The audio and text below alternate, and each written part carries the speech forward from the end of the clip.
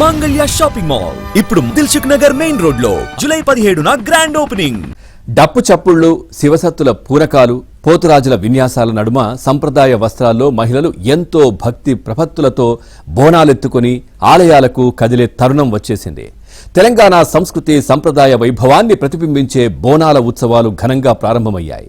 CM Revanth రెడ్డిని మంత్రి కొండా సురేఖ అధికారులు గోల్కొండ బోనాలకు ఆహ్వానించారు. ఇక పండుగ సందర్భంగా జంట నగరాలకు చెందిన భక్తులకు ముఖ్యమంత్రి రేవంత్ రెడ్డి శుభాకాంక్షలు తెలిపారు.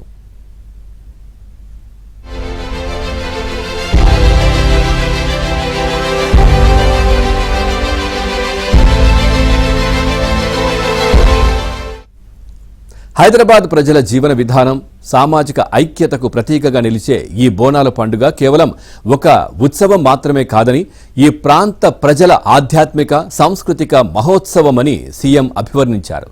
జంట నగరాల పరిధిలో జరిగే బోనాల ఉత్సవాలు లౌకిక స్ఫూర్తిని చాటుతాయని రేవంత్ వెల్లడించారు.